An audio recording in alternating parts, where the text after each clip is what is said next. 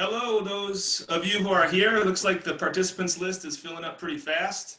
I'm Ryan Sportel, And I'm Brandon Sportel. and we are the founders of HelloYello. We'll tell you just a quick little brief background about us. I started teaching in about 1998 at a non-public school, and I was in the field of special education, so special education specialist. And now I am the Dean of Student Engagement at a junior high school in Goleta, California, which is near Santa Barbara.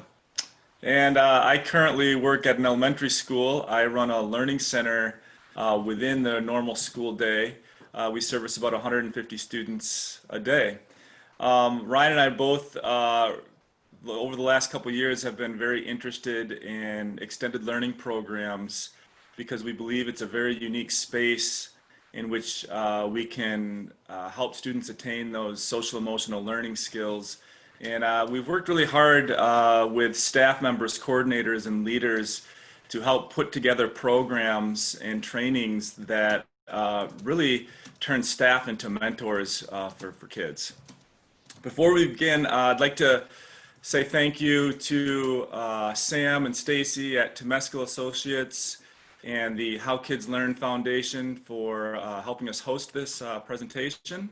And we just really appreciate the support and everything you guys are all doing for kids. All right, we wanted to start off by kind of learning a little bit about your programs now. And we're going to ask you to do a quick poll for us. As a teacher, I know the struggles that we've had just during the regular school day of how to get in touch with kids and their families in the sense of academic work, but also how to support their social emotional learning needs. But we're wondering kind of how after school programs or extended learning programs are getting in touch with families and kids now. So if you would, please respond to the poll we're going to send out on your screen. We've put out some ideas about how you may or may not be getting in touch with families and students now. And maybe some of you haven't even experimented with any of this yet and haven't found a way. So I'm hoping to elicit some data from other programs out there to kind of support one another and maybe get some good ideas for programs that maybe haven't really gotten started on this yet. So we've got a little quick poll coming up. I see some of you guys are populating it already, just to get an idea of how people are connecting. So put some options on there. I know I didn't cover everything, but if you could just put what you think is the closest to the system you're using. We're going to share these poll results once they come in, but I'm going to give it a little bit of time before I close the poll, seeing as how we just started. And we're going to I want you thinking a little bit ahead about what have been your barriers to connecting during this time, and if you've had any breakthroughs. Those are the kinds of things we're going to share. So I'm going to open up the chat in just a moment, and I'd like to hear some of your responses about that. And in the meantime, I'm going to work on sharing our slideshow with you guys. And we have a lot of participants today, so we may get a lot of comments about barriers and breakthroughs, but our hope is that participants can be reading these things as we go and gaining some more ideas about what other programs are doing. And also, if you're reading that some programs have really struggled, feel free to put some ideas on there. Again, we want to hear from you guys and see what's going on out there. I'll give you a couple of seconds to do that.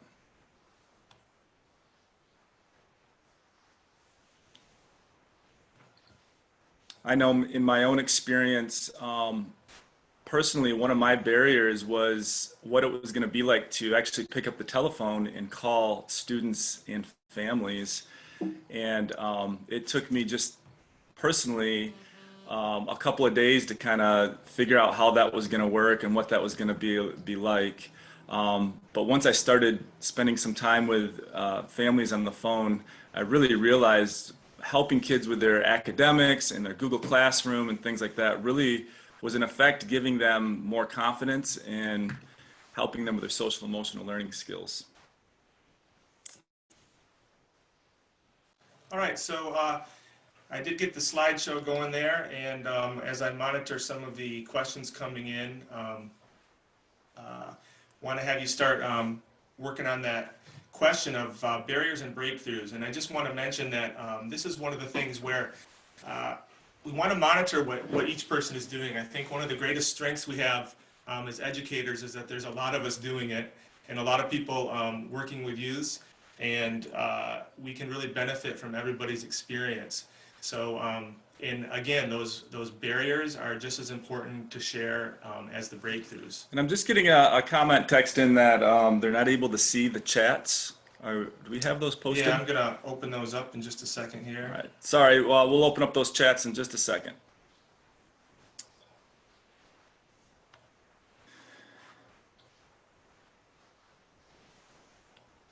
And if you can... I'm gonna try stopping the screen share first, opening up the chat, and I'll go back to screen share.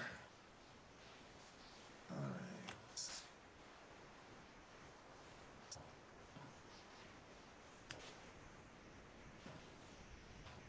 All right, hopefully that's working out for you guys. We have some participants kind of texting us live, letting us know how the information's coming in. So please keep those updates coming. All right, let's hit to the next slide, please. All right. All right, well, another thing we really want to focus on is Ryan and I have been doing professional development trainings for teachers and after school program staff for quite a while now, and we have really fallen in love with the 360-365 framework in the sense of we believe it's one of the best ways to define what social emotional learning is. I think the reason we like this so much is because it's very much practical. And, you know, it can kind of sum up what social emotional learning is in just 3 short phrases. We are, we belong, and we can. And sometimes I use the first person pronoun too. I am, I belong, and I can. And what we really like is if it's easy, first of all, to kind of just remember. But when you're working with kids, to have those 3 phrases in your mind really kind of helps you become a mentor in the sense of how you're interacting, the questions that you might be asking kids, and the responses that you're trying to elicit from them. If any of you are familiar with the Castle 5 core social emotional learning competencies, that format is incredibly helpful, and it's an incredible format, but it's a little bit inaccessible to a lot of us in terms of how we view what social emotional learning is. And what we really love about the 360-365 is that you can relate it to so many experiences that you have, just, you know, it growing up as a human and how we relate to people in this world. And especially when we look at a space like the extended learning programs, where we're not bound so heavily to a specific curriculum and the core standards, it's a great way to explain how are we bringing this to kids' lives, because the truth of the matter is that it doesn't have to be that complex and complicated. You know, as we look through what these skills are, we can relate them to the things we're doing, and the truth is that all of the after-school spaces and all of the extended learning programs that I've seen are doing many of these things on a lot of different levels. And I think what we're looking for is to be mindful of the things that we're doing so that we can categorize our experiences to help guide us and to improve and do those things better. I'm looking at some of the chats here as far as barriers go. I just want to point out a couple of really interesting ones. Technology, of course. I know personally I've run into a lot of families that don't actually have internet at home or devices. And, you know, most people have cell phones these days, but, you know, parents need to use these, and it's not easy to just let your kids use cell phones. So I'm talking about devices like Chromebooks, tablets, iPads. Also, another one, a barrier I'm seeing on here is language. And I think there's something to say about that. I'm not bilingual, and I have an assistant that has to jump on the Zoom chats with me to communicate with families and on the telephone. But what if you don't have those resources. So that's a really good point as well. Definitely the technology, and I think the knowledge of the technology too. We're definitely finding that in our own school district. There are certainly not. It's not ubiquitous over every situation that people know how to use the technology. You might be handing out a hotspot to someone, and they might not be able to figure out how to access it because that's just not something that is, that is was a big part of their lives before distance learning. So Yeah, and interestingly enough, a lot of parents will, when I'm working, because again, I work with elementary school children, and when I am kind of trying to how to get their assignments on Google Classroom, and I'm trying to do these little tutorials live, often parents will kind of pass me over to their teenage son or daughter that might be in middle school or high school. But interestingly enough, I find that these people are also struggling, the teenagers, with technology. And I think we can all resonate with, we've all been dumped on as far as a lot of technology, a lot of applications, a lot of new features and extensions and add-ons, and we're all trying to figure this out at our own pace. So very, very good comments. We get a lot of feedback that this is overwhelming for teachers, for parents, for students, and sometimes it seems to be coming at us from all directions, and that's difficult. I think one of the breakthroughs I see here is connecting through a live check-in. I'm presuming that's in some kind of a format like Zoom. And then right away, also the district guidelines and restrictions. And there are a lot of concerns with using Zoom. And so, we have to take a lot of care with that. I think I'm going to go ahead and close up that poll in just a minute so that we can share those results with you. And in the meantime, I think we're going to go ahead and, if I can just, I've got to move a few things around here so I can move on to the next slide so that Brandon can move on a little bit and talk with. Right. So now that we've kind of identified some barriers and some breakthroughs, I'd like everybody, the participants, to stop for a second and imagine you're back into your programs like it was before this pandemic. And now that we've kind of gone over the framework, I am, I can, I belong, think about the ways when you were interacting face-to-face or in your programs with students, what were some of the ways that you were able to empower students about their self-awareness, who they were, who they want to be, how you were modeling how to control behaviors and when you're feeling silly, excited, angry. And just to extend that to those of you who may not be working in an extended learning program, connect it to some experience you might have in any way working with youth. And in the same token, providing a sense of belonging to your extended learning program and after school programs. Think about those ways of how you were doing it before. And this could be just as simple as, teaching kids how to play basketball, learning a new skill, getting kids who are maybe a little bit resistant to art or expressing themselves in art because they didn't feel good enough that they could draw, but really helping them to feel like anything was good enough, and every way that they were expressing themselves was helpful and interesting and part of the group. I think the reason we really want you to be back in touch with what you were doing and connecting these SEL components is so we can now move forward that we're not in touch with the students, and how we can bring what you were doing before back into the picture here a little bit. So just take a minute. We're not going to really open up any chat lines for that, but just think to yourself, how were you facilitating these framework aspects in the past when you were able to be in touch with students?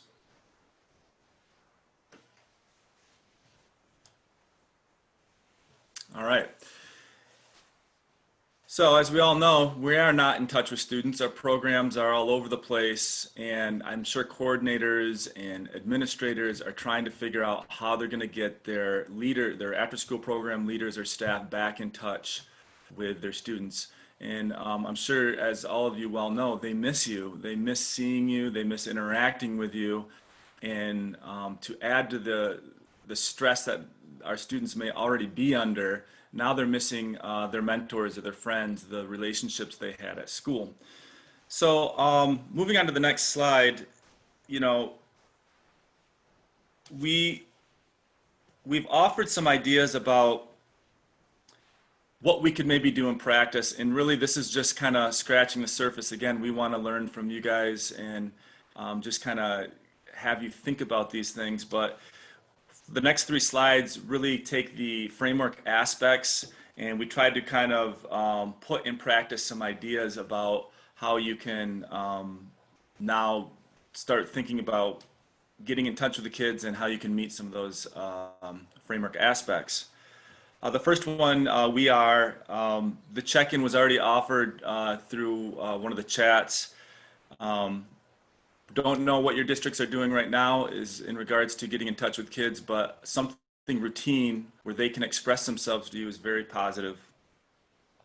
I think the last thing I just want to say to this is we've really found through our work that good mentors aren't people that are just going around solving kids' problems. It's actually quite the opposite. We're there to listen and validate, and in a lot of cases just relate.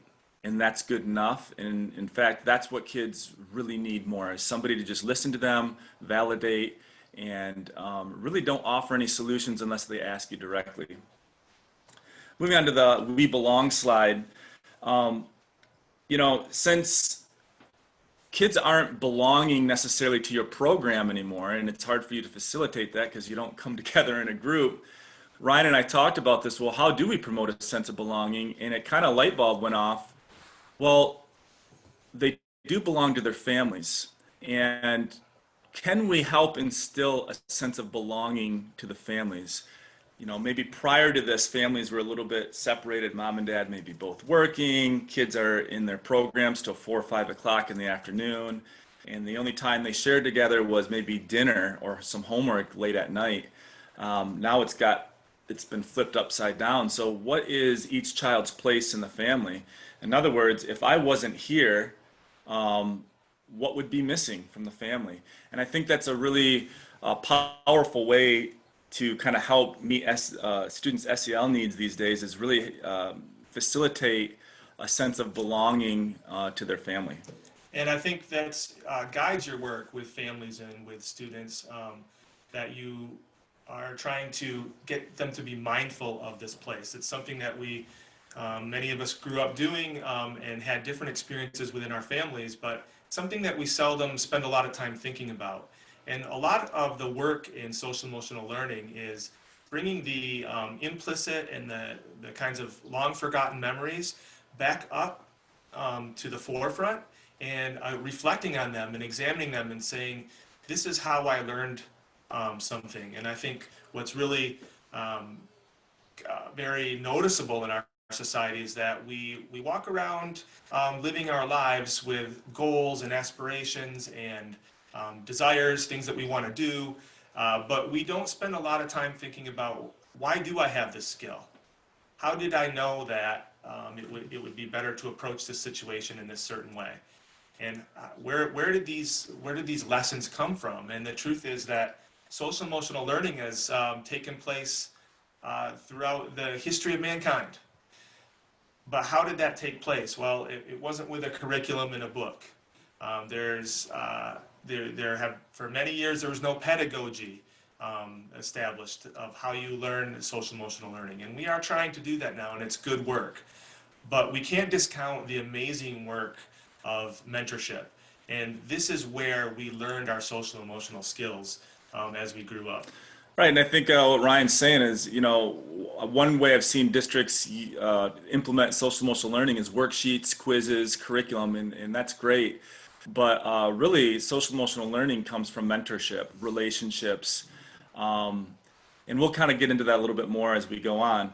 The next aspect is and again, thinking about with distance learning, how can we meet that? One of the things that stuck out to me is something we do in our programs, and that's get people in routines. You've probably heard of that, schedules, but also self checklists.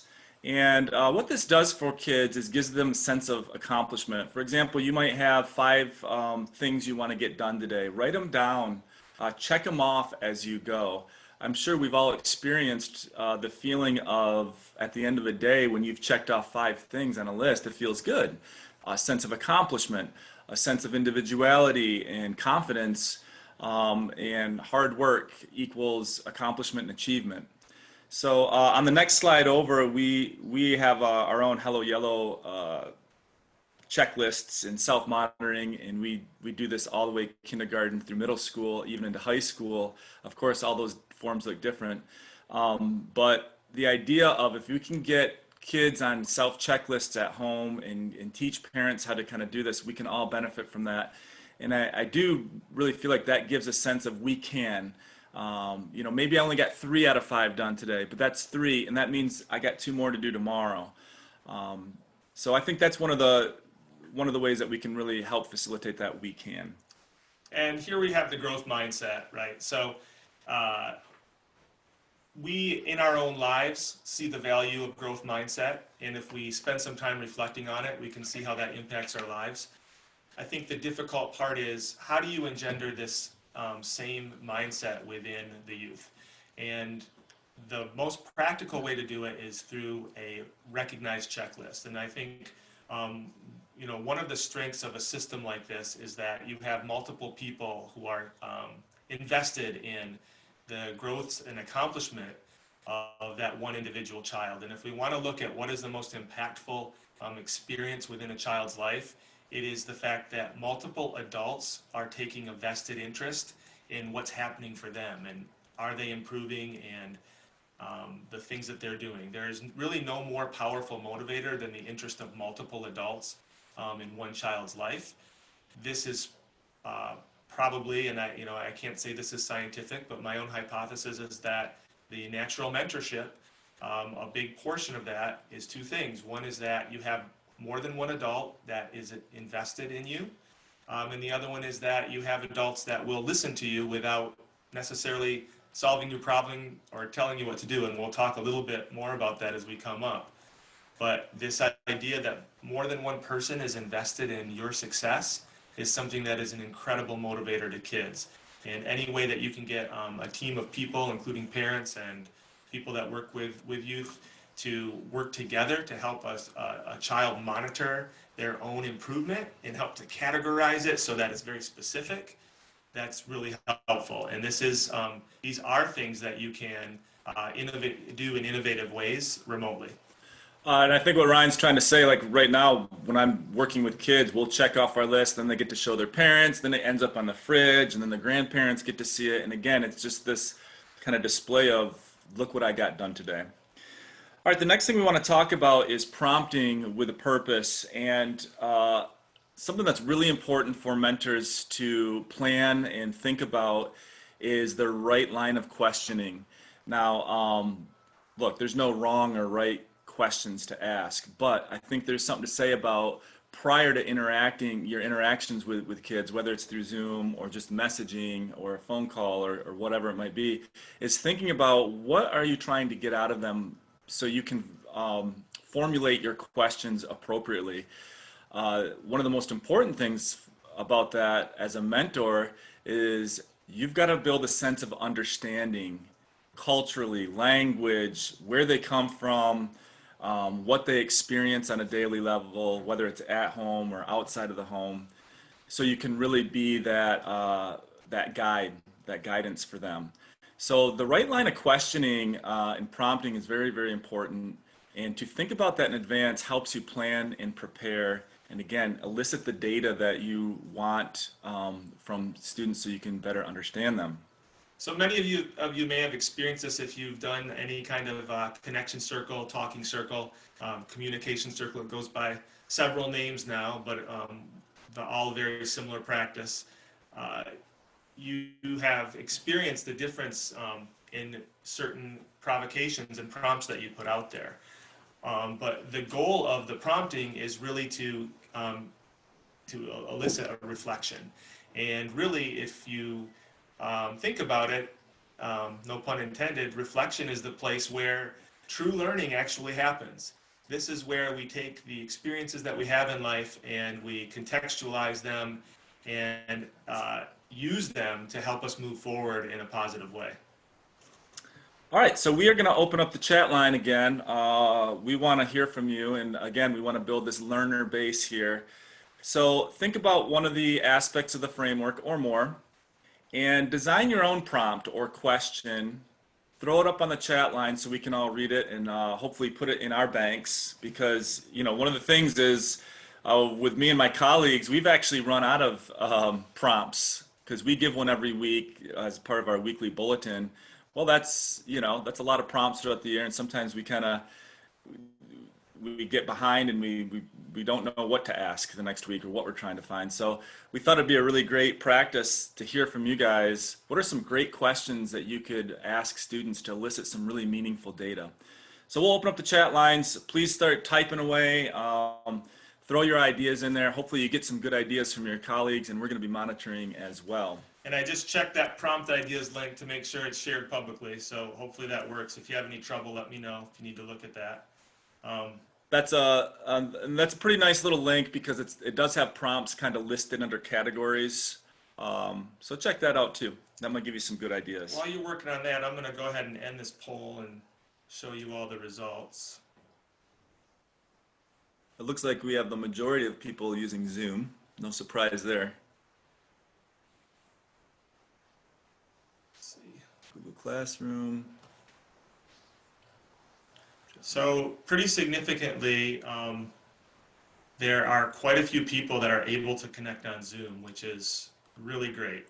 I think another interesting point, I like that the texting or calling is actually looks like second place there, which again, I've been calling and actually talking to kids and parents on the phone. One thing about that, it's safe. It's one of the most safest ways because you're just on the telephone. But also, I think talking to people on the phone does give a sense of like relationship. Yes. And understanding, giving people a chance to not just type something, but also talk to you. I'm sure for those of you that have called students or parents, they tend to kind of start letting it out a little bit. And think about this, you might be one of the only people that have called them and asked them how they're doing. So how powerful is that? Look, we have a couple respondents that were able to use Postmail. That's awesome. Kids still love to get things in the mail. In fact, my wife teaches private music lessons, and I had to go deliver some stickers to a few mailboxes, and the kids are just elated to get that package.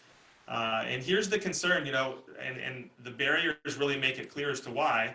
It could be district guidelines, incorrect contact information, but some programs are experiencing no contact with their students, and this is definitely a very concerning, and I think we need to help develop ways to reach out, and I hope that districts can be mindful of the fact that extended learning programs play a really valuable role, and that they need to be facilitated, that contact needs to be facilitated.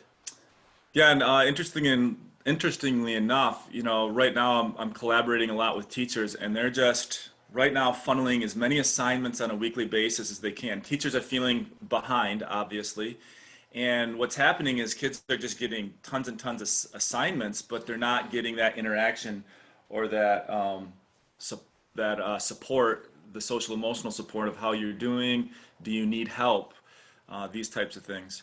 I also got just a message that the chats aren't coming through. Have you posted those yet with the questions? Let's see. Sorry if you haven't seen the prompt ideas yet. We'll get to those posted in just a moment.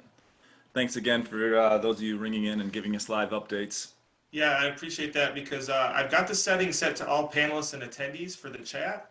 Because some great ones are coming through here, and I'd really like you guys to be able to see what each other is writing. I think one that was really neat was, what are the best aha moments from being in quarantine with your loved ones? That's a great prompt. And here, one of the respondents is able to do home visits. This one, tell an experience when you've supported a friend. These are great. And that really hits the we belong.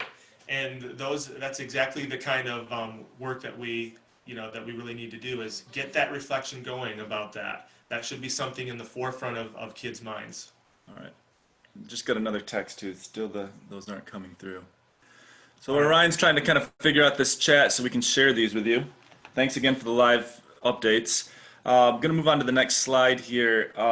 This next one just kind of, some adjectives, just some short phrases or words that describe the need for mentorship. And, the research says it should be an adult outside of the parents or the family. And I think one of the reasons for that is parents, have a lot of different responsibilities. Sometimes they have to be the judge and jury. Sometimes they have to step out of the role model situation and be more the authoritarian.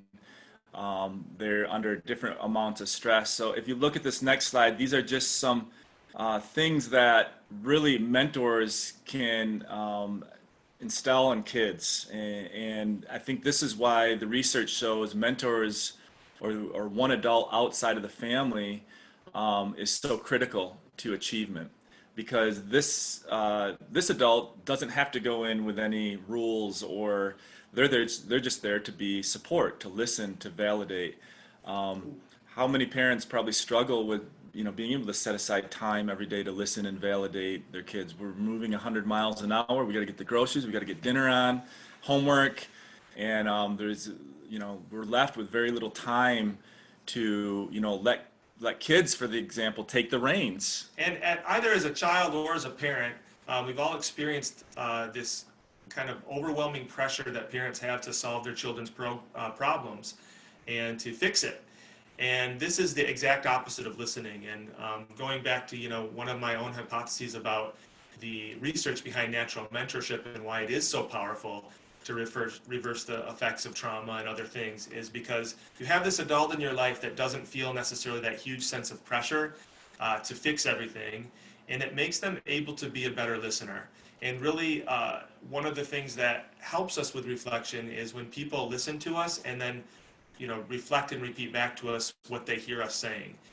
Oftentimes we contain within ourselves most of the heart of the solution to our own problems, but we just need that person to kind of bounce our thoughts off from. And I know for myself, sometimes some of my best thoughts come when I have to communicate with other people. I feel that a little bit more of a sense of pressure to articulate myself better. And when that happens, then I get that reflection back to me. And I think that that's one of the reasons why Natural Mentors is great. And I want to add really quickly that I think it was Janae, I hope I'm saying your name right, said that to see the chat, you have to click to panelists and attendees. So there's on your chat function where it says to in blue, you'll have to select where it says panelists and attendees. I think maybe if you have it only selected to panelists, Brandon and I aren't chatting on there. Yeah. So that may be the reason why. So let me know if that works. Thank you for that tip. We really appreciate that. The next slide that comes down is just some research and some articles that we've kind of cited of why mentors are so important. All right, moving on to the next slide. We're finally starting to step into probably why a lot of you are here today, is the HelloYello App subscription, free subscription, and we're going to be getting into the demo soon. What we want to do is first explain what the check-in system is. It's not very difficult, and some of you have already been talking about it on your chat. And Ryan created this nice little flow chart how that works. And one of the things you'll notice is the term check-in is pretty widely used. I would say. Unfortunately, up to this point, we haven't found a description of the process that fits better, but people are using it in a lot of ways. But we'll refer to this as the check-in system. But basically, it is a circular system, and there are a couple kind of unique nuances to what we found. And we've been working on this for a long time. It really came out of the need that we were having as we consulted with our general education teacher comrades that they were having difficulties with behavior. And as an education specialist, especially at the elementary level, you'll find that you are often the de facto expert for behavior. And so when they're having disruptive, challenging situations in the classroom, they come to you. So one of the things that we started experimenting with was, we utilized this idea of a think sheet. People have used those for for a long time, but what we started to notice was that within that process, kids seem to express a lot of value in the ability to have a kind of confidential sharing moment with their teacher or another adult. We actually utilized some psychology interns from our local university to help us out with this project initially. And we found that if kids have a confidential way to check in with a teacher, they don't necessarily need to discuss specifically what happened. They only need the acknowledgement that the message was received.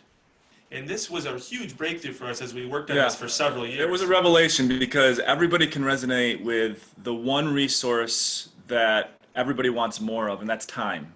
So we knew as teachers that we had to make this practical in the sense that it couldn't take a lot of time. Why? Because many of us have more than 30 kids on our caseload or even more. And you know, you can't sit down with each kid every day for 10 minutes. That would take hours. And I think too that also kind of lends its hand to talking about how kind of governments and universities have reacted to social emotional learning. Let's give more curriculum. Let's give more.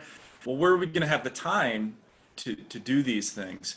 But also extended learning programs. That's why it's a unique space, because it's very flexible. Coordinators and administrators can create their own programs, kind of delegating their time to what they think is important. But for most intensive purposes, we all don't have enough time. So one of the things that we really kept at the forefront when we created the check-in system is that it can't take much time. I want to be able to look at 25 messages in 5 minutes or less, and that's what we kept up on the as a priority. What we kind of stumbled what we stumbled upon initially was that when kids we kicked around this idea of should we create a system that allows instant messaging back to the kids. And you know, we debated it for a couple of years and tried out different ways and models of doing this. And what we discovered and almost stumbled into was that if you cannot immediately respond to a student check-in or a student confidential message, then you have to be a good listener. Because you have to process that information, and there's a time lapse in between when you close the loop with that student. And we also did through this learn the importance of closing the loop, and we'll share a little bit of detail about that with you. But just to quickly review how this model works, what you have is a routine invitation for a student to check in. And that's where you see the student checks in. So you create a system whereby the student is routinely invited to check in and share confidentially with you whatever they want. Then you read those responses, and then you close the loop. And the closing the loop we found is that usually in almost every case, all that's required is some acknowledgement of receipt and an appreciation for the spirit of trust that the student showed you in doing that check-in. We actually worked with quite a few teachers who would get some pretty heavy, not necessarily call child welfare services or anything, but pretty heavy emotional issues that students were dealing with, and they would literally write in their check-in, "I don't want to talk about this," but they would share it in detail within the check-in, and that's such a powerful message to us. And when teachers would read these things, they would be very concerned, I don't know what to do because they asked me not to talk about it. Yeah, and anecdotally, in my own experience, I had to learn that. I would get a check-in or a private message from a student, and when I got around to closing the loop, which could be a day or later, and that's another nice thing, it doesn't have to be immediate. It might be something about bullying, and I might want to run in there and be like, "Hey, let me help you out with this problem." But when I started it like that, they would say, "No, I don't want any help. I just wanted somebody to know." And I think that's where we found the power in this, is they just want to know that you know, and already the relationship is perceived. But think about how great that is. If all I got to do is say, "Hey, thanks, I got it," 2 seconds, I can move on to the next kid. And I think that's really one of the most important things that we've learned over the last few years, and we've been training teachers. Hey, you don't have to solve every problem, and when you do, it kind of invalidates that there's a problem at all. And I'm going to go ahead and reference back to what I said earlier in listening, that one of the reasons why parents struggle to be good listeners with their children is that they have to jump in and fix the problem. And, you know, as a parent myself, I even feel this urge within myself already to do that, and certainly working with kids. But that's exactly the wrong move in many of these cases, and exactly the reason why kids start to close up and don't want to tell things. And it really goes to the core issue of a sense of control. And now working in the junior high space, and kids are 12, 13 years old, I can really see that impact in the dynamics that they have in relationships with parents and with me. And that is probably the magic behind the system. Now, we want to fit in the conversation this idea of the special prompt, right? Because we talked earlier about these provocations and how important they are. And really, before you do that, I just want to make one other comment this doesn't mean that you're not there to help. What we're saying is wait for students to ask you directly for the help. It's okay to say, do you need help with this? Would you like to meet at another time and talk more about that? That's okay. The point we're trying to make is give them the wheel, let them drive. Sometimes after they've sent me a bullying message, for example, and I just say, I got it. If you need anything, let me know. They'll come back 2 weeks later because I haven't pushed the issue and say, okay, I'm ready. I need some help. So glad you mentioned that, because you know, we have characterized this in many ways to people that we were working with, is this is a test. They're really just testing you to see, if I tell them this, will they come in and try to take over the situation? Like my mom and dad, right, kind of thing. And wrest this control of my life away from me. So it's a great point. So the prompt. Now, once you have this kind of system of where they're routinely invited, and I think that's a big part of this. You know, we get comparisons to other forms of messaging. You can certainly use other forms of messaging to accomplish this, but I think we found there's definitely an important nuance in that this is a routine invitation just for this purpose, and that it's confidential. It goes to my teacher or my trusted adult. And now we enter in this idea of the special prompt. And the idea behind that is, well, there are several things. One is that it makes it more interesting as you go on. But what you really are trying to do is inspire some reflective thinking. And you can start to hone in on the kinds of things you want them thinking about. And that's where, you know, Brandon's earlier example of what is your role within your family? You know, if you were not there on a daily basis, what would be missing from your family? To start thinking about those roles and the roles of others. And that's where you can inspire that sense of empathy, and you can start to direct your, you know, in an intentional way, your social emotional learning. And you can also gain some really good information that way. And so we're going to go on to the demo next. You can pop up that slide. One thing I want to say that really is important about HelloYello is because it's a one-way communication line. In other words, kids can send you confidential messages, but you can't message back. This has been proven as one of the safest ways right now to communicate with students. Obviously it's safe for the students, but it's also safe for the adult. And I think this is why districts have really liked what we're doing, is because there's no issues of safety with this. So we're going to also, as towards the end of this, kind of show you how you can close the loop. And we're going to get into closing the loop in a little bit. But remember, HelloYello is a one-way line of communication, and that's what kind of makes this special. I also want to tell you that there's 3 different levels of sign-in. So you have an administrator, which has access to all the messages within the program. So if I'm a coordinator or administrator and I want to know what the kids are saying, then you have what we call a teacher or a staff or a leader account, which all you get is messages that are sent directly from you. And then of course you have the student account, and this is just a form in which they fill out, which you're going to demo right now, and share your feelings with somebody. And I know that I sent out the slide deck to you guys, so if you want to go, you know, get on there now, you're welcome to. I'm going to move on to that part.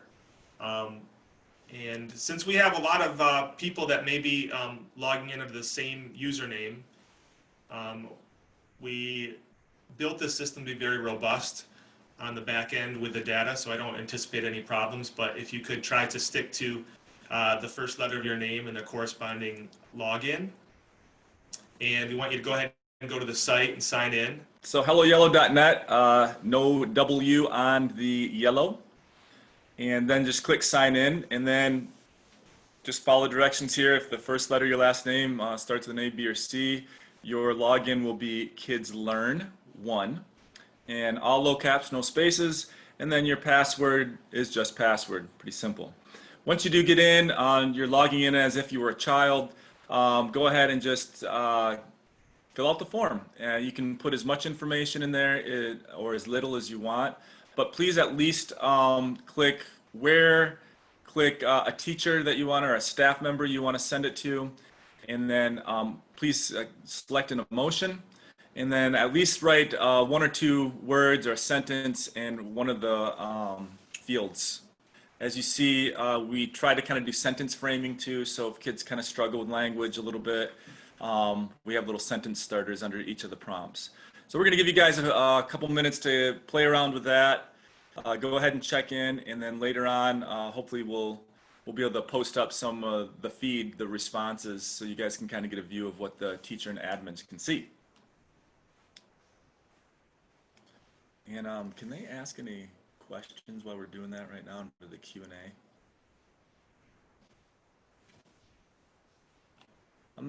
I'm wondering if this function is working, but there should be a little questions, a Q&A button at the bottom. If anybody's having any difficulties, go ahead and try that feature. You can ask some questions. We'll try to get to those as well.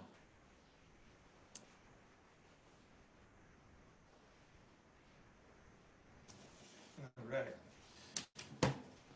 In the meantime, I think we can start talking about closing the loop. And let me just open this, the HY demo, right?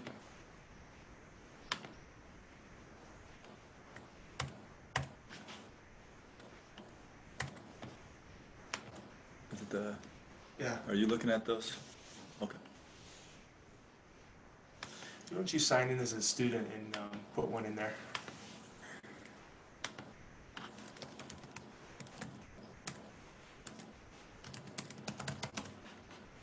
All right, I see some of them coming in here. All right. So I think what I want to do is I'm going to log in here.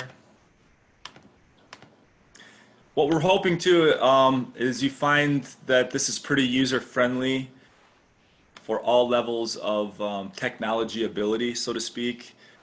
Trying to keep this one-way communication line as simple as possible for kids and for educators.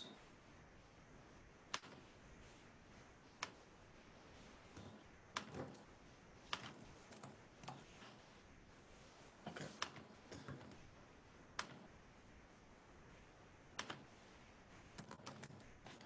Right, move on to the next slide. Oh shoot, we got to go back to that slide.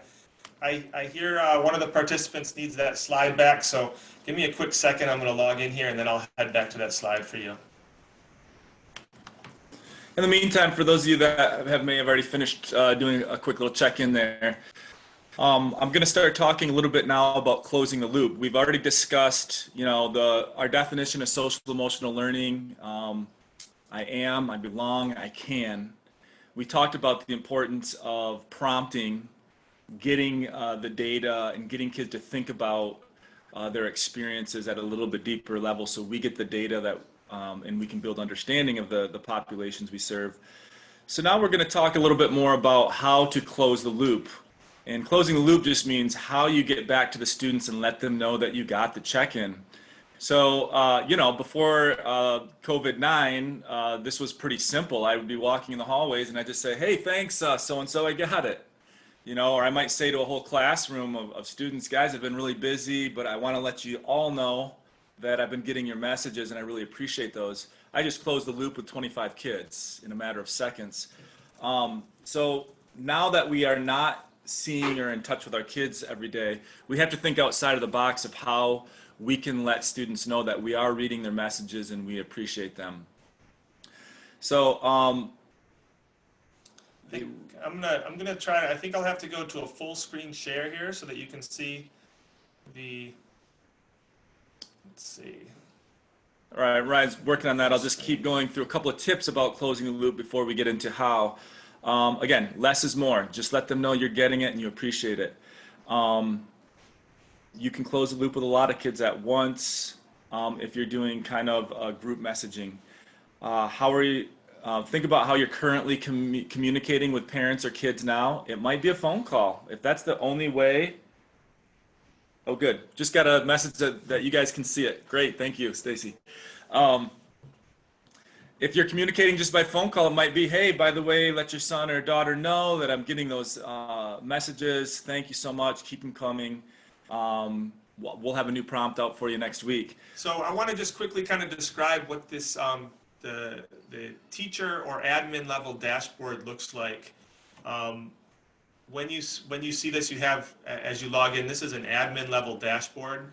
And one of the features we added is to kind of have a quick gauge based on the mood survey of what the school climate is, and that's based on that mood survey that you do initially. And you can go to specific students through and find their check-ins if you wanted to kind of do a data dive into one student and what kinds of things that they've been letting you know. And I know that's a little bit wonky and kind of higher level. You know, really, from Brandon and I's point of view, the information you get on the day-to-day basis in vivo, in real time, this is where the power of all this lies. However, there is some value in being able to go back and look at previous check-ins, especially students when you have concern, you know, if they maybe have experienced trauma, other things when you're into counseling. But it's a good point. And the reason this is the admin level only is because administrators, we found, like ourselves, we like data as far as quantity goes, quantitative data. So we like to see numbers and charts and graphs. But what Ryan's saying is the real value is in the words, what kids are saying. So we did both because administrators can run meetings around this, coordinators can run meetings and say, hey, look, our kids are checking in this month and our motor meter's down to like under 40%. What can we do to get that number up? yeah, and maybe many of our negative check-ins are happening around the free time. How are we going to restructure free time to make this, why is this happening, etc. But I want to quickly go into what the feed looks like, as we're getting a little bit short on time, and I want to save time for Q&A at the end. Going back to what we said about the speed of being able to go through these, we really wanted to design this to be something you could flip through very quickly. So as you scroll down, you can see all of these check-ins, and I think we've timed this out, and you can do an entire classroom in under 2 minutes. So usually that's about 30 students. And again, you may make notes of certain kids and certain things you want to specifically address if they request it, or you're more concerned, or you want to do a referral. But for the most part, you're just scrolling through to see how is everybody doing, right? And I do see, I miss them playing catch up on the webinar. Oh, thank you, Kimber. Well, I know your name's not Kimberly, but notice all the names start with a K. Okay. So, and just a quick note, remember the person that closes the loop is just the person that was sent the message. So the other nice feature of the admin level that can see all. So if you're a coordinator, this is a big safety thing too. So let's say a kid that we have had kids check in and say, things like I want to kill myself or I want to hurt myself. This is where it's like kind of another safety net where a coordinator can jump in and say, oh, we got to get some services going here. There's something we need to do. But remember, it's the staff in which the student checked in with is the one that's supposed to close the loop. Also, unique to HelloYello is you can include, in my school, our custodians, our librarians, and secretaries are all on here because some kids relate to them more than just their teachers, and that's great. That's okay. We've created a community at my school, a village, in which you get to choose as a student which adult you want to check in with or who you trust the most. And I think right now with like Google Classroom and things like that, it's geared more towards just teachers. We really, the benefit of HelloYello is it works with all programs. We've done with counselors, after school counselors, Boys and Girls Club, mentors, Girls Incorporated. these types of programs also And I can did benefit. see someone wrote in their check-in, utilizing it with your after-school or extended learning program frontline staff. And again, just to stress that kind of the lucky combination of factors in this allows us to just have a one-way communication system. So your staff is not in a situation where they're putting themselves at risk to have any kinds of accusations about the communication back and forth. Does not give kids, access to being able to reach out in any kind of a non-appropriate way. So you can actually utilize this with all of your staff and be able to monitor that communication that's coming from the students. And then, in terms of closing loop, we're going to talk about some options for that. You can actually. Well, before you go on that, I do want to make one other comment. So when you do sign up as a teacher or an administrator, you will get email notifications, and this is another nice feature of HelloYello. When a student sends you a message, so it will pop up in your email. But we realize with some other systems like maybe Google Classroom, you get like 100 emails a day. So the way we design it is you don't get an email every time a kid checks in with you. You only get 2 a day. You'll get one at 11 o'clock and one I think at 2:30 or 3 o'clock. And it will just prompt you that, hey, 1 or more kids have checked in with you, go check your account. So there is, again, a nice safety net there where it will tell you that somebody has sent you a message, remind you to go check your account. It might be more than one, depending on which. But you'll only get 2 emails a day. So Yeah. I just want to respond to a couple of awesome questions on the chat. One of them is, are you able to see the messages sent to your staff? And on the admin level, yes, you see any message that comes through your organization. And then the other one is confidentiality laws. Great point. Thank you, Stacy. This has been something that often comes up as a question, and it's a good one. In that, yes, whenever you are in a situation where you invite kids to share things with you, I find that the best thing to do is to let them know if this involves your safety or the safety of someone else, I am under this obligation as a mandated reporter. I have to tell it, and I will never keep things confidential that affect or that do not protect someone's safety. So if you're upfront with students about that, I think that's a really important step. So please make sure that, as you utilize a system like this, they do know that ahead of time. Now, the sticky situation comes when they have shared something and you have to report it. And in the experiences that I've had and in working with other people, I've never had a situation where a person is not able to convince the child that this was the right move for everybody's safety. Sometimes you do get into a situation afterwards when the results or consequences of that report come through, and in reflection, they may have doubts as to whether or not it was the right thing to do and the right thing to tell. And that is a difficult situation. I don't think there's any real answer for it. But I think before you share this information with someone else, it's important to have that conversation with the child. Let them know what's involved in your decision and why you're making it. And that is the best you can do to protect that relationship moving forward. And just to add one more thing to that, it's completely safe from any type of cyberbullying. Remember, kids cannot message other kids. So even if a student decides to send a nasty message, it's only going to go to an adult. And again, as you can see, they're time stamped, and we know who sent the message and when. So, you could go back to have a conversation with the child and say, hey, you sent me this, is there something going on, kind of thing. Another little safeguard we built in there is that as a student level user, you cannot go back and see the check-ins you submitted before. And the reason for that is really to protect a scenario in which a student gets a hold of another student's login. This has happened before. The worst thing that really comes with that is an impersonation attempt. And typically, even prior to having a conversation with that student user, whose account was hacked or used, it's pretty obvious that it was, perpetrated by someone else, and typically pretty easy to find out who did it. And that just starts another important conversation and a really great learning opportunity for everybody involved. All right, we're kind of running out of time here, so we want to just talk, finish up with the closing the loop.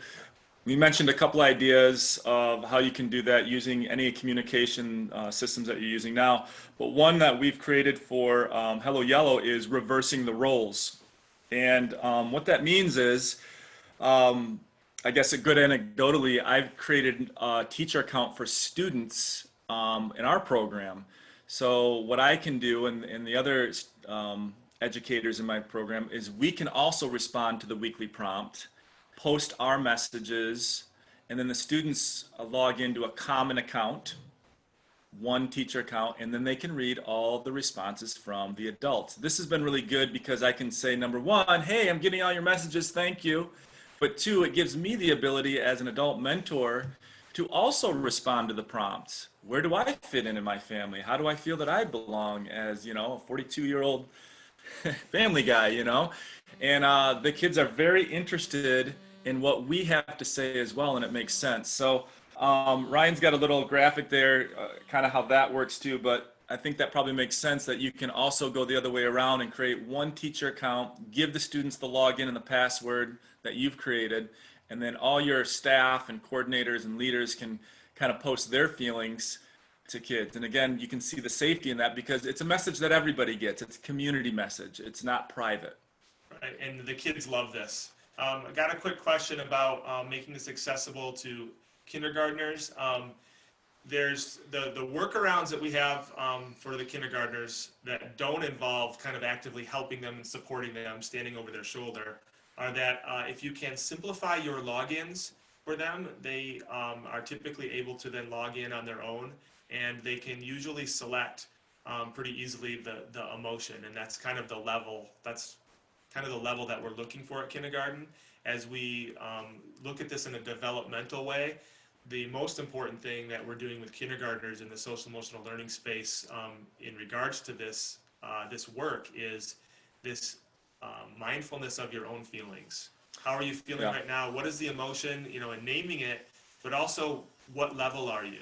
So, you know, at the K through 5 level, you know, we start kindergartners and first graders with making sure they learn about emotions and how many they are and how often we feel different emotions throughout the day. And the second part we do with the Ks and first graders is what behaviors do I typically kind of display when I'm feeling these emotions. That's kind of the first entry level in teaching kids more self-awareness. As they get into second and third grade, now we're giving them language of how to express their emotions to somebody they trust, how to express their experiences. And then as we get into fourth and fifth grade level, now we're getting into more detail of kind of journaling. So just in a general way, this is how we use it. Another thing that I do have kindergarten and first grade teachers use is speech to text. So if you're using an iPad device, you can use the speech to text functions because a lot of kids don't know how to type or spell yet at kindergarten or first grade level. More so first grade. Really at kindergarten, we're just, you know, having them check in with their feelings every day. We don't ask questions why or anything. We just get them, you know, experimenting with that. And then, oh yeah, gosh, it's funny when you're silly, you have a hard time sitting on the rug. And just kind of being, you know, facilitating that type of understanding. I just got a question on the chat regarding the language. It is only in English at this point. And, you know, one mention about regarding the younger kids is we did develop this, you know, we didn't develop this within the distance learning space. So, you know, it's not a perfect fit for some of these things. But what we have, you know, recognized with the people that are using it that it does have some kind of unique features that make it really good for checking in what we're experiencing right now. One quick thing I want to caution about the roles reversed scenario is that you have to there's one feature that we can't take out, and that's the ability for a user to change their password. And so if you are sending out, you know, when you do this, and we'll provide these instructions to you and remind you of it, but you do have to let kids know that they can't change the password, otherwise the other students won't be able to access that information. And so it's just got to be presented up front that, you know, you can do this and you can cause some problem, but remember the only people that are going to be affected are your peers, and they won't then be able to log in and and see what people have written. Now, it's really easy to create new users in this, so the workaround for lost passwords is really simple and easy, but it is difficult if you have a student that thinks that it would be a fun joke to change that password. So it's something you should address. I've had that experience at my site, and usually it's a message. It's usually kids that are just playing around with it and want to change their profile, and once they understand that if they change it, nobody else can access it, then they stop. Because honestly, in the community, the kids really at the deepest levels want to be able to connect with adults. Also, Ryan and I are continuing to build out the web application, where we have a lot of build outs in mind, and so hopefully a lot of these remedies will be coming down the pipes. The more and more we get people on the app and using it, the better. We do appreciate your feedback too, so the comments and questions, and this would be nice if we could do this and do that. So we'll work on making those changes as time goes on. And a good segue to one of the questions that we have on the chat about closing the loop. So just to talk a little bit more about options for closing the loop, we provided one that you can do through the system, and set up. That one is safe and easy to use. But going back to, I think it was only about 17% of respondents didn't have any way at this point to check in with their kids. But you other 83%, any of those methods that you had through Zoom, through email, talk, text, anything like that, I think what you want to do is focus on the kind of the basics of closing the loop, and that it should be simple, brief, and just kind of validate. You can do this as a group. You could send out a video, and really the message is, I love getting your check-ins. It's really important to me. I love to see how you guys are feeling and what's going on in your lives. So please keep responding to those. And if you can do that, on a weekly or so basis, that's going to go to close that loop. So if you have some ideas about how you might consider within your own situation closing the loop, and you can throw those up on the chat. I think you guys can see the chat now, so I hope so. If not, I think I'm going to figure out how to record these for everybody, because your contributions have been really awesome. But if you have some ideas about how you might do that for your program, we'd love to hear those so that we can all benefit from them. Yeah, and there's a question too. I'm a little unclear as to what closing the loop would look like on the student end.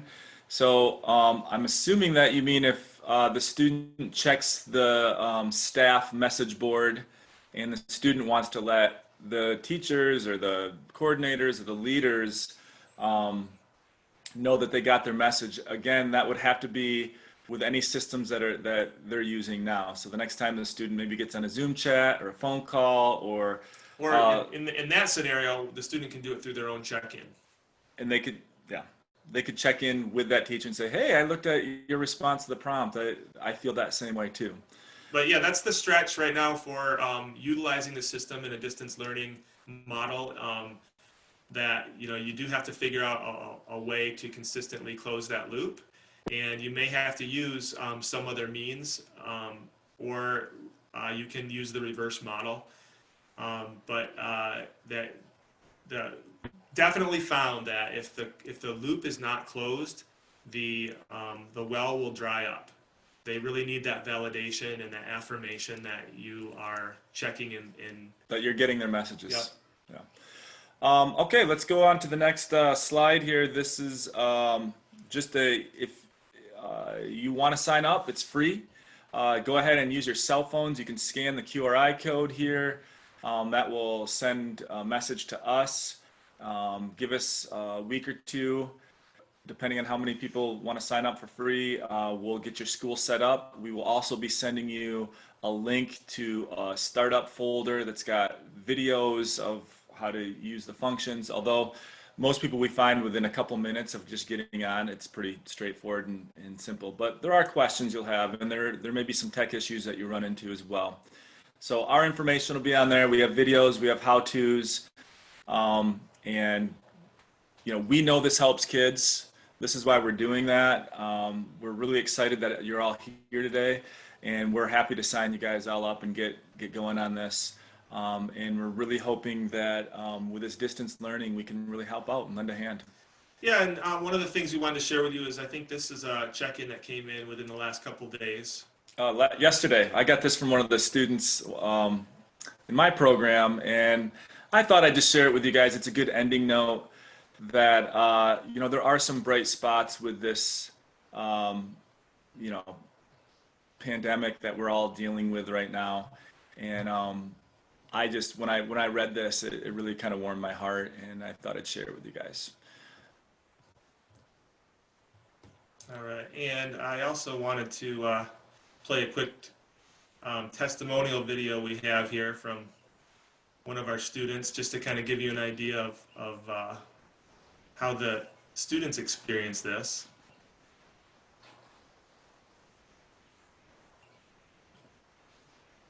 Oh yes, this is working we can get this here. working. This was one of our, a former student, Angel, who used the check-in system quite a bit. Let's see if Ryan can get this pulled up. Oh boy, I'm borrowing my partner's computer. And don't worry, if you can't see the QRI code, we will put that back up there if you didn't get a chance to log in. Okay. All right, now we'll just keep our fingers crossed that you guys can. Let's see. I use it to do some flex or a check-in. A check-in is when you feel, when you want to tell your teacher how you feel, when you don't want another person to know what you feel. Because if other people know, then they can start blurting it out. And then people, if it's a secret, if it's something important to you, if it's about your family, it's about you. One time I checked in, I was really excited because my mom finally got her papers. I was so excited because people feel things, and they don't tell the teacher. You just go to the computer and you just type what you feel, answer the questions. It's really cool. All right, that was little Angel there. So we're going to be hanging around here for a little bit longer. If you have any questions, please feel free to post. We'll answer them live. Ryan, can you put that QRI code back up there? Yep. So you guys can send us a message, send us your information so we can get you signed up. And once again, we really want to thank Sam and Stacy from Temescal and Associates for allowing us this time to present. And of course, the How Kids Learn Foundation. We really appreciate the time and everything you're doing to help out kids now and before now. Thank you guys for all the time you've spent with us and the help you've given us getting this out to people. And really all of you who are attending and taking time out of your day to sit with us and do this work. I can't say how valuable that is. Even our local hospital has contacted our school district with a lot of suicide attempts and things that are like that are on the rise. And we can all kind of imagine why, but our kids are more vulnerable than ever. And the gap in the students who are performing at a high level and a low level is widening ever more due to this pandemic. And so the work that everyone here is doing, really value you and value what you're doing. Your work is critical, and the things you're doing now are changing the lives of kids forever, all the way into adulthood. They won't forget what you're doing. I sure remember the adults in my life that helped me get to where I am today. So again, thank you so much for what you're doing. Now, we have about 15 minutes left in the time, and so I'm going to try to figure out, I did notice that when people raise their hands, I can respond verbally to any to attendees. So I think it might be easier for me to do if I stop the share. And let's see, we have one open Q&A. Responded to that one live. And I think if I go over participants, there is a raise your hand function. So if anyone has any questions you'd like to ask verbally, and of course you can still use the chat function I think the chat is a little bit easier for me to manage than the chat and the Q&A at the same time. So I'll keep that chat open as well. Okay, here we go. All right, how to respond to the school district's position that privacy protocol trumps mental health and reaching out to families. Wow, we looked that red. Yeah, we're looking a little red today. Sorry about that.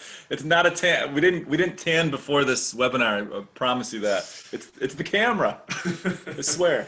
But Good question. But to answer that question, the privacy protocol, I think, you know, I don't have experience with a lot of different districts, just my own. But we have worked as a district to really address concerns over using things like Zoom, etc. And really, the face-to-face is the closest we can get to a real interaction, and it is probably the best. There are districts that are not even using any kind of video conferencing software, and in that case, I think the best you can do is a system similar to this. But the research is out there, and I think we linked to a really important article on one of the slides on the We Belong slide. Or is it which one?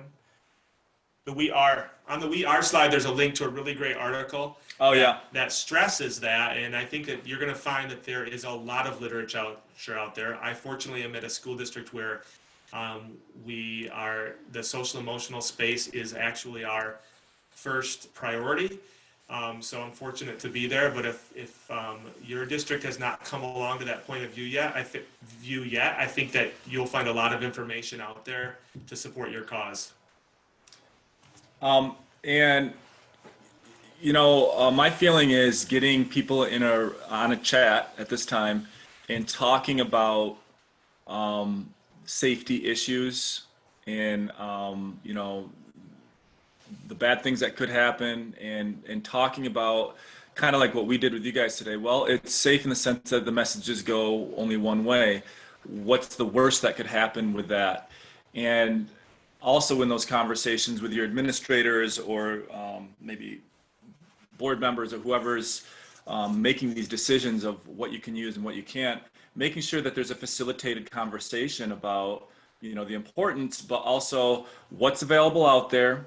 What are, you know, play devil's advocate, what's the worst that could happen, and make sure that we all kind of just identify the pros and the cons of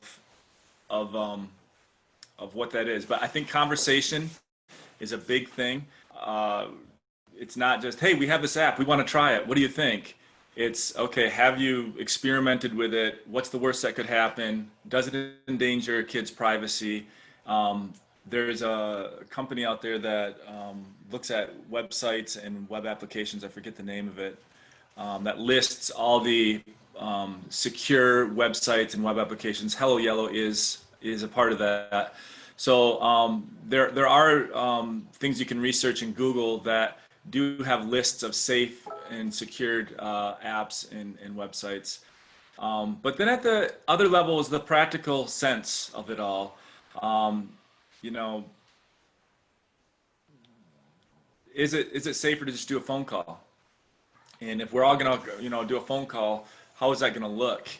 And so I don't think that any one or two people can decide this. It's really got to be a facilitated group conversation. Get the conversation started as soon as possible, and get people helping out, researching, looking at what other programs are using, and whether or not they're running into any safety issues.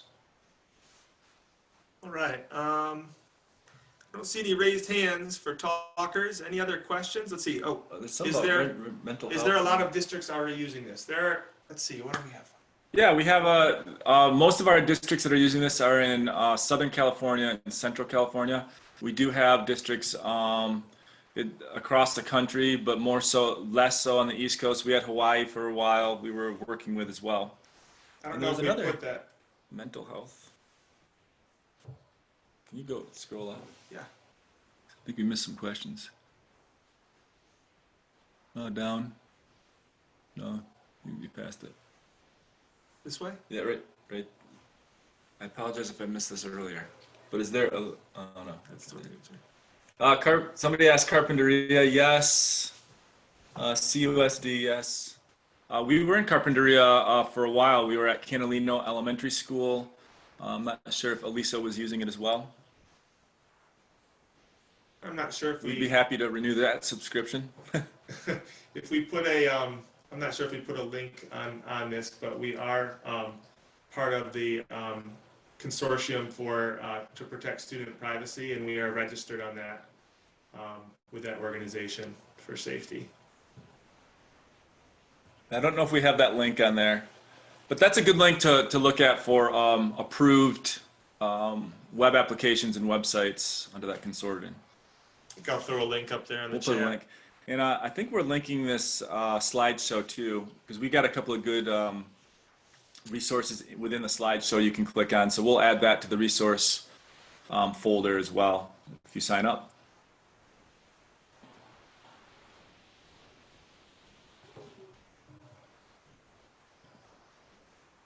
Here it is.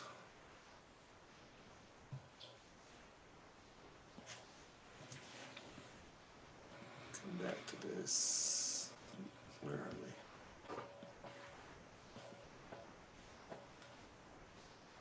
All right. Thank you. Is there a cost? At this time, no, we are not charging anything. We want to be part of the movement of just getting out there and being one of the many tools that school districts can consider to reach out to kids right now. So that's all we really care about. Right now, there is absolutely no cost.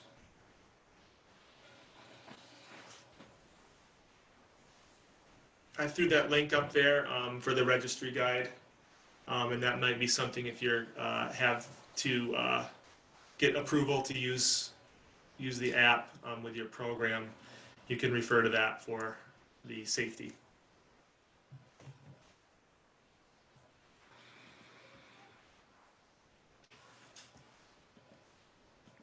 Any other comments or questions you guys have?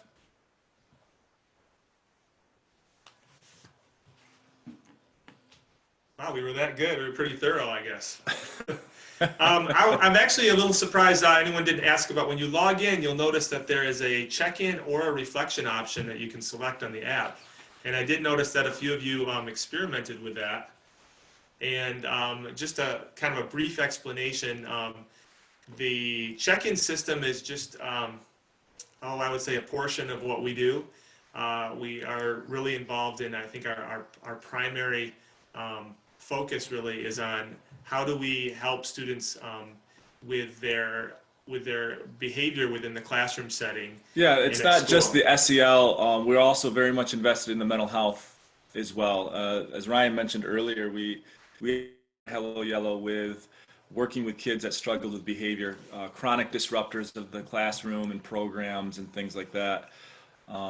Sorry, I didn't mean to interrupt you. Go ahead. I keep forgetting that we changed our camera angle, so we keep looking up at the old camera that was making us look red, and now we're. Oh yeah, we took our color away here. So. But that reflection form is actually it's close to our most current iteration of that model. It's still very useful.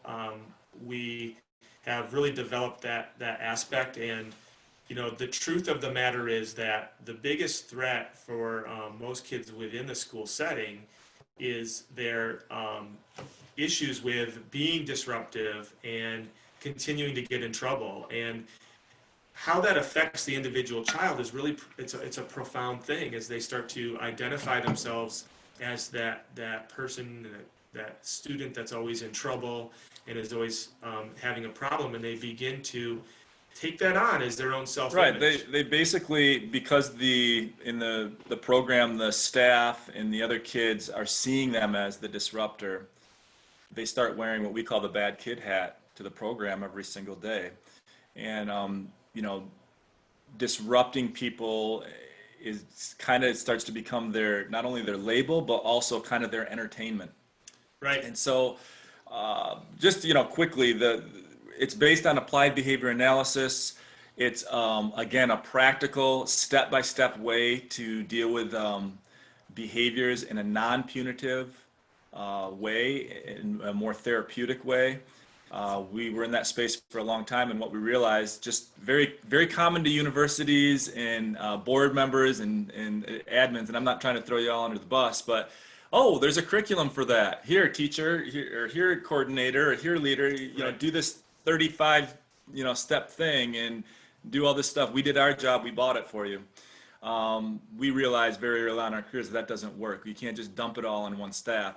What we're trying to do is bring communities and villages together and share in the responsibility of raising these kids and having a common expectations, a common reactive strategies and proactive strategies. How are you incentivizing kids and things like that? In a way that communicates to that student that we are all here to support you. And I think everything that we do in all of our efforts are really centered around one basic principle, in that we truly believe that every single student comes to school every day hoping to do things that make themselves and their families proud of them. And that is really what every single kid wants, regardless of what they're showing you in the moment on the outside. And when we get into a situation where people stop believing in that and believing in them, that's where we see the things really take a turn for the worse, and we create a scenario that can affect them for the rest of their lives. So a couple questions that just came just through. looking at the questions, sorry. Do the kids need to create an account prior to the, sorry, this microphone's in my way. Is the username and password created by the admin? Yes, so the administrator is the only one that can add teachers and students. So when we send you an account, you're going to get an administrator login, whoever's running your program, and then you can add teachers and students. The next question was, as a technical assistant provider for expanded learning programs, I would like to provide HelloYello to our partners. How can I gain access and forward to the many programs? What's the best way for them to? I think what we'll do for you, Tricia, is that we will set you up with the first organization that you put on our contact form, and then we will be emailing you out the other information. And at that point, if you want to just reply to us and let us know more specifically, we can help you out. We don't have currently anyone in the Bay Area that's using HelloYello. We're pretty local. It's just, it's a part-time thing that we've been working on all these years, so we haven't expanded that far.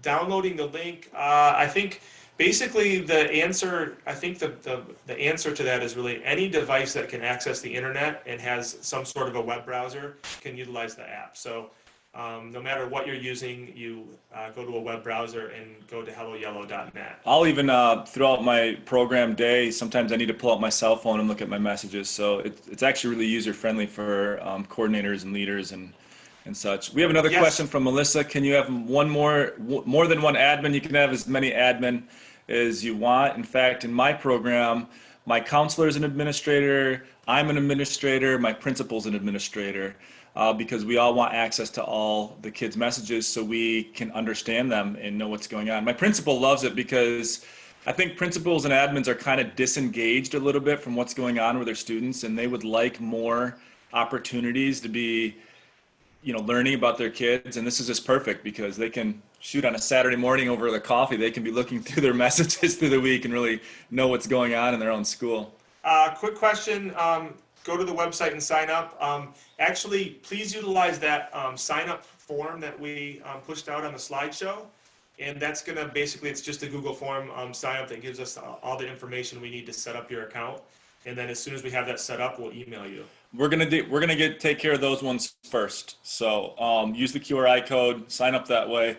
If you do sign up on the website, it'll go through our system. We'll get a contact submission, but you're likely to be pushed out more to the end of the list. So yeah, and to be perfectly honest, that's absolutely okay. If you want to contact us through that, that's great. Our website is HelloYelloTeam at Gmail, so you can utilize that as a way to contact us too. But we're basically going to be using that spreadsheet that gets kicked out from the Google form to kind of dig in there and start signing up as many schools as quickly as we can. Yes, thank you, Stacy. That's it. Stacy. All right, we're out of time. Once again, thank you, everyone. Keep up the good work. The recording. We are recording. We will see if we can get this into our resources folder Tell you as what well. I'm going to do is I'm going to go on that Google form right now, and I am going to put a question to see if you want the recording of the webinar, and I will email you through that space, okay? All right. Thanks, everybody. Thank you for all your Thank work. you. Take care.